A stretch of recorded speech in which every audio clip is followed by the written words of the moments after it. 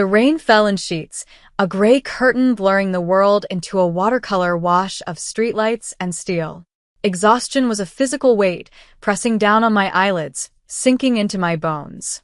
Midterms had been a special kind of hell, and my shift at the campus library had bled late into the night. All I wanted was my bed. The notification on my phone glowed. Your ride is arriving.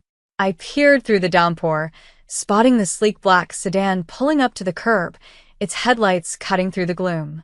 Right on time. I yanked the door open, a gust of wind and rain chasing me inside.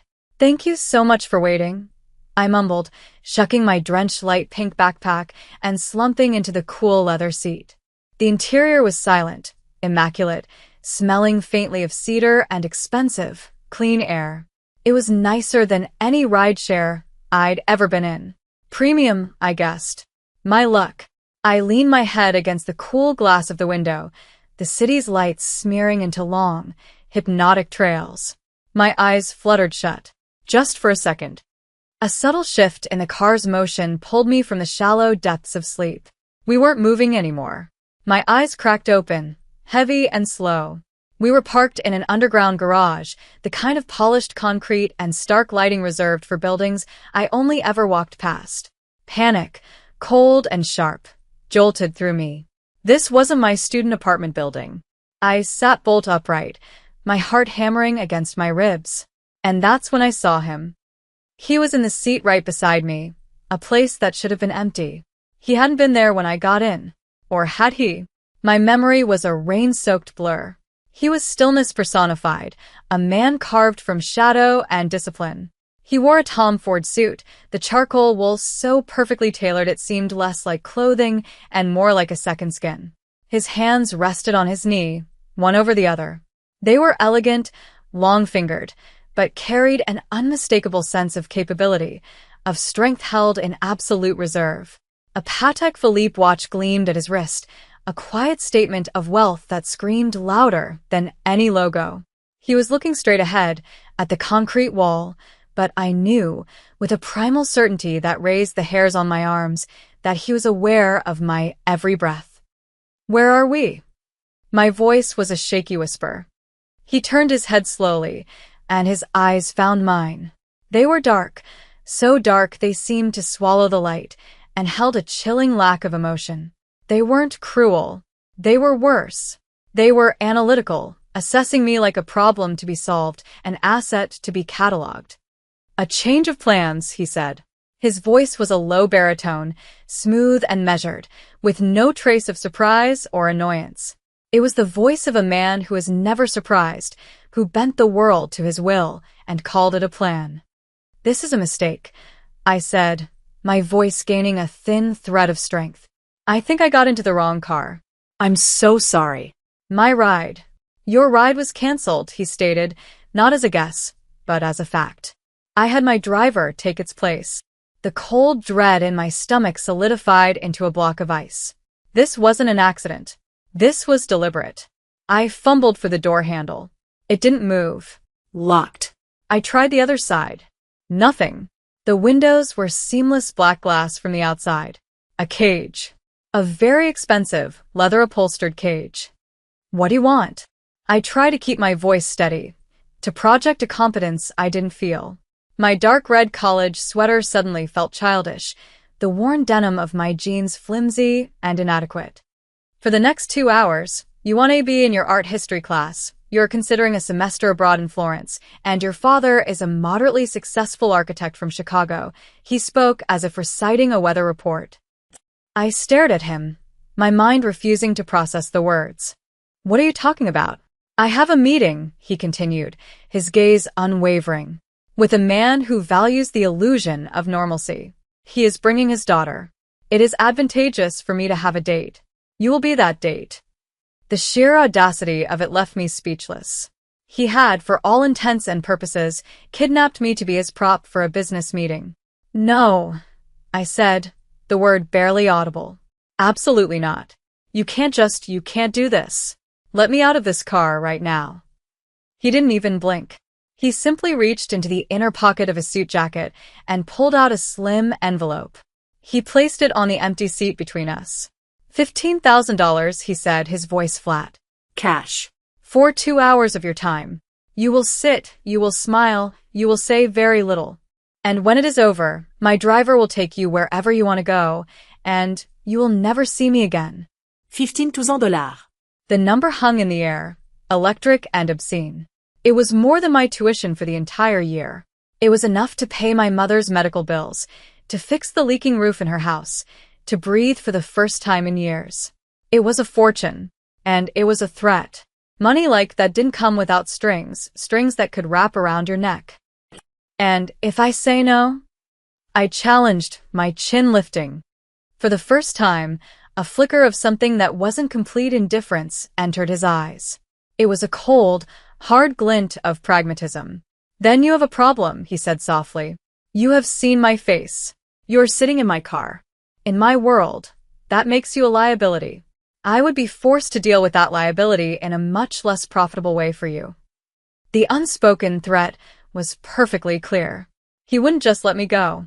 I looked from the envelope to his unyielding face. He held all the cards.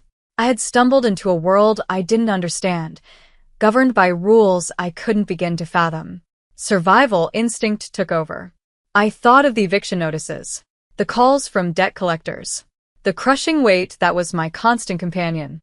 Fine, I said, the word tasting like ash in my mouth. 2 hours. He gave a slight, almost imperceptible nod. A wise decision. He then produced a small, velvet box. He opened it. Inside, nestled on a bed of black silk, was a delicate white gold bracelet, studded with tiny, brilliant diamonds. It was the most beautiful thing I had ever seen. Put this on, he commanded. My hands shook as I took it. It was cold against my skin.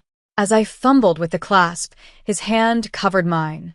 His fingers were cool and firm, his touch sending a jolt through my system that was equal parts fear and something else, something I refused to name. He fastened the clasp with an efficient click. It settled on my wrist, glittering under the car's interior light. It felt less like a gift and more like a collar. The car began to move, gliding silently up a ramp and into the night. We pulled up to the valet of a restaurant so exclusive, I didn't even know it existed. It was all glass and dark wood, with men in sharp suits standing guard at the door. The valet opened my door, his face a mask of professional deference. The man beside me, my captor, my employer, looked at me one last time. My name is Kwon Min-jun.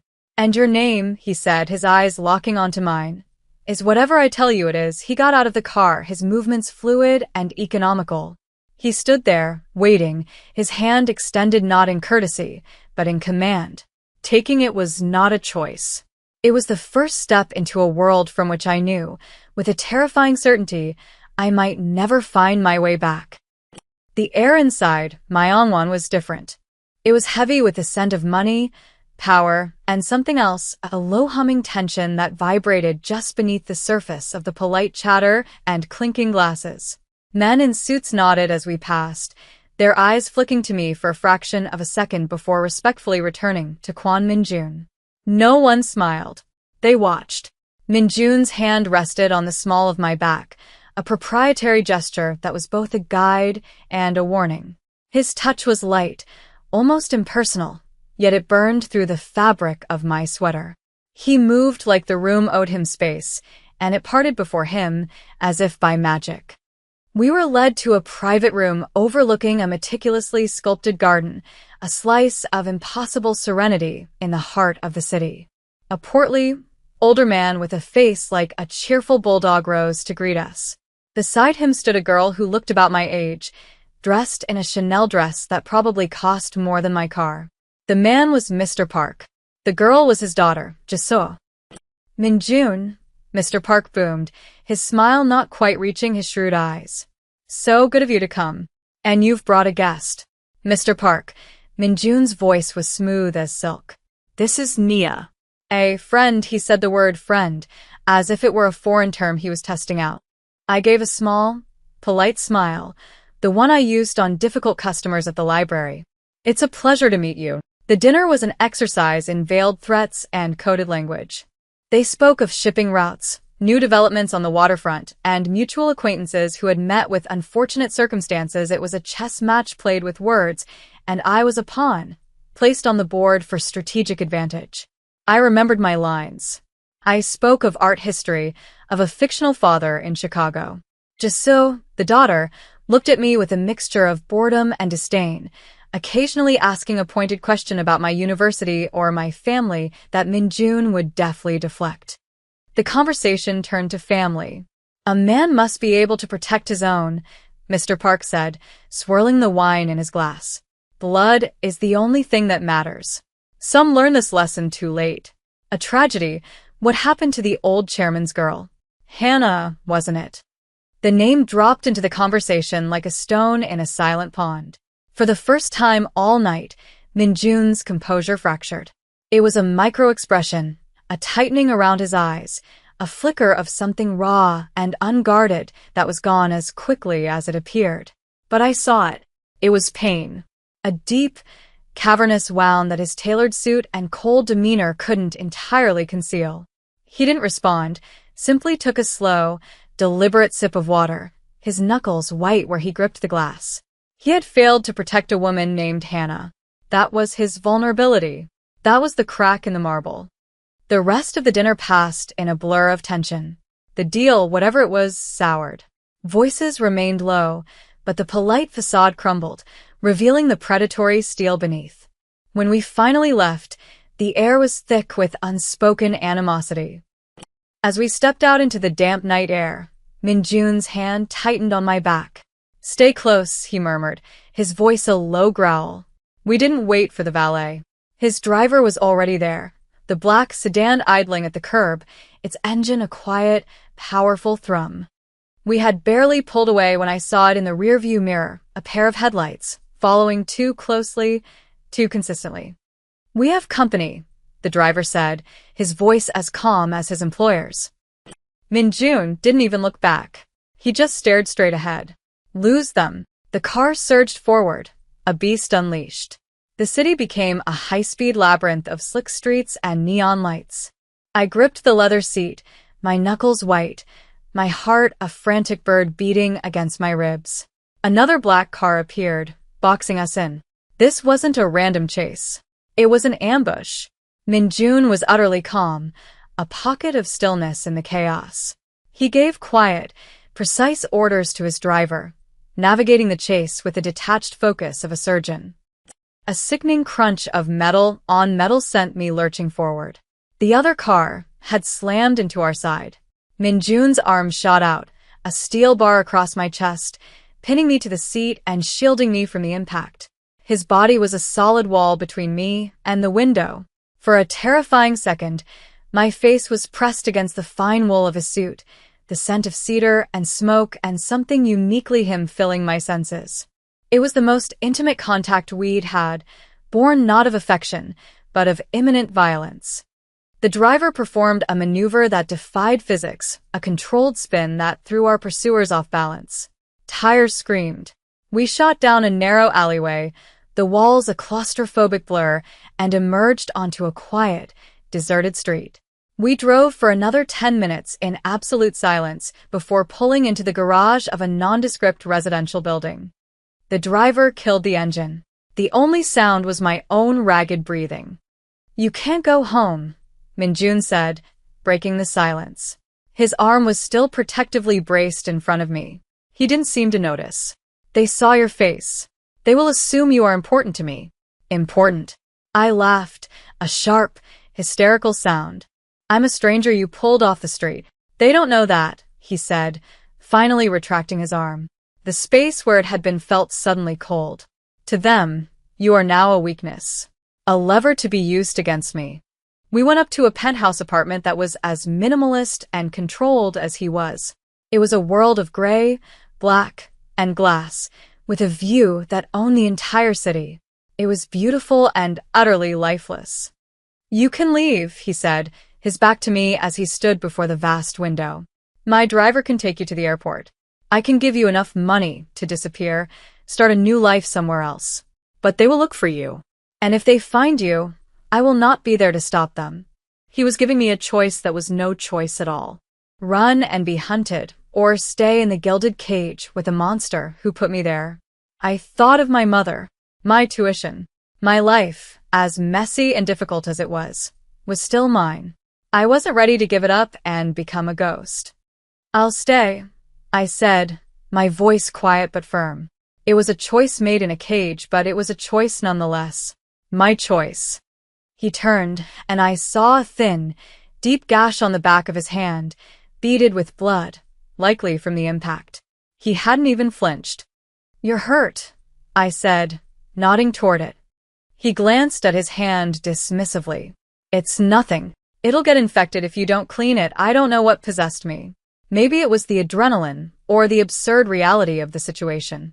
I walked to the cavernous, stainless steel kitchen, found a first aid kit in a drawer, of course he had one, and came back with antiseptic and a bandage.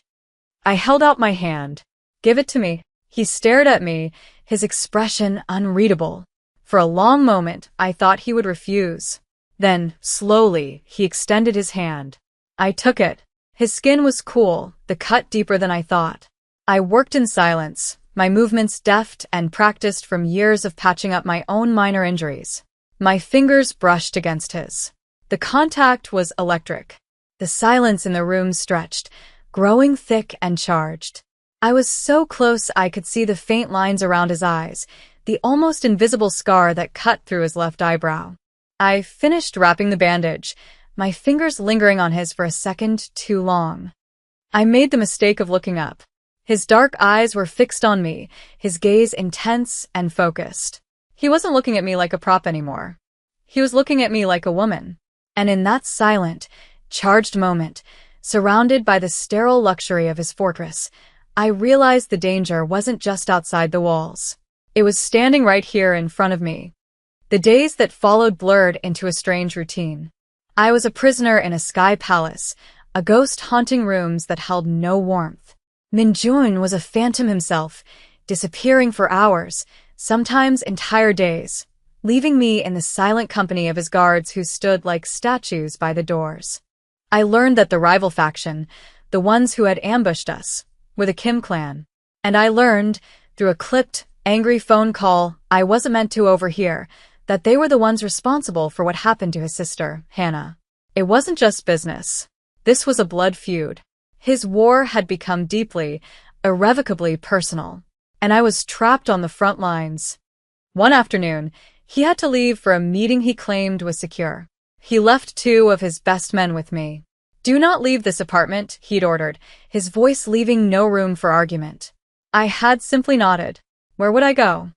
I was reading a book from his surprisingly well-stocked library when I heard it. A muffled thud from the hallway, followed by a sharp crack. Not a gunshot. Something else. Something heavy. I froze, my blood turning to ice. The guards were gone. The silence that followed was absolute and terrifying. The front door to the penthouse clicked open. It wasn't Minjun. 3 men stepped inside, dressed in black, their movements silent and predatory. They were Kim clan soldiers. My heart seized in my chest. They hadn't found the safe house. They had breached it. They had come for me. There was nowhere to run. The apartment was an open-plan expanse of glass and steel. One of them saw me, his lips curling into a cruel smirk. He started toward me, slow and deliberate, savoring my fear. Panic was a scream trapped in my throat, but my mind, sharpened by weeks of tension, went into overdrive. I wasn't his date anymore. I was his weakness. I had to survive. My eyes darted around the room. On a low table sat a heavy, sculpted glass award of some kind, a jagged piece of art. As the first man reached for me, I snatched it. It was heavier than I expected. I swung it with all the force I could muster, connecting with the side of his head. He grunted, stumbling back, surprise and pain flashing in his eyes. It didn't stop him, but it bought me a second. The other 2 were on me in an instant. One grabbed my arms, twisting them painfully behind my back. The other, the leader, pressed the cold, flat blade of a knife against my throat. The metallic scent of it filled my nostrils. "The boss is going to be very happy," he hissed in my ear. Kwon Min-jun is about to learn what happens when you take things that don't belong to you. Just then, the private elevator chimed. The doors slid open. Min-jun stood there, his suit immaculate, a briefcase in his hand. He took in the scene in a single, sweeping glance, his dead guards in the hall, the men holding me, the knife at my throat. His face became a mask of cold, lethal fury. It was the most terrifying expression I had ever seen. He dropped the briefcase. It clattered on the marble floor. "Let her go," he said, his voice dangerously quiet. The man holding me laughed, a harsh, grating sound. "Or what? You'll lose another woman you couldn't protect? Just like little Hannah?" The name hit Min-jun like a physical blow. The air crackled. In that split second of distraction, I acted. I stomped my heel down, hard, on the instep of the man holding my arms. He swore, his grip loosening for a fraction of a second. It was enough. I threw my weight forward, away from the knife, and screamed, "The police are on their way." I called them. It was a lie, a desperate, stupid lie, but it was all I had. The chaos that erupted was brutal and fast. Min-jun moved with a terrifying, surgical precision. He was not a businessman playing at being a gangster. He was a predator in his natural element. The fight was over in less than a minute. 2 men were down, groaning on the floor. The leader, the one with the knife, lay unnervingly still. Min-jun stood over him, his chest rising and falling, not a single hair out of place. He had killed a man with his bare hands, and it was as natural to him as breathing. He had saved me, but I had created the opening. I hadn't just been rescued. Later, after his cleanup crew had come and gone, erasing any sign of the violence, the silence returned, heavier and more suffocating than before. The adrenaline had faded, leaving behind a bone-deep tremor I couldn't control. I had crossed a line. I had lied to the police when they'd arrived, responding to a false alarm from a neighbor. I had told them I'd heard nothing, seen nothing. I chose his world. I chose the lie. There was no going back now. Min-jun was standing by the window again, his back to me, his posture rigid. He was staring out at the city lights, but I knew he wasn't seeing them. "Are you okay?" The question was inadequate, absurd. He turned to face me. The cold mask was gone, replaced by something raw and exposed. His eyes were haunted. "When I saw him holding you," he said, his voice rough, stripped of its usual control, "with that knife, I saw my sister's face. It wasn't a confession of love. It was something far more dangerous, far more honest. It was a confession of his deepest fear, his greatest failure. He was admitting that I, a girl who had fallen into his car by mistake, had become his vulnerability. The one thing in his perfectly controlled world that he could not bear to lose. The Kim clan had failed to take me, but they had succeeded in their mission. They had found his weakness. A few days later, a package arrived. Inside was a single photograph. It was of me, walking across my old college campus, laughing with a friend. It had been taken weeks ago, before my life had been torn apart. Tucked into the frame was a note. "We know who she is. We know where she belongs. Every fortress has a back door." They were no longer targeting him to get to his empire. They were targeting me to get to his soul. The danger was no longer a consequence of being near him. The danger was me. The photo was a declaration of war. My old life, my identity as Nia, the broke college student, was now a weapon aimed directly at Min-jun's heart.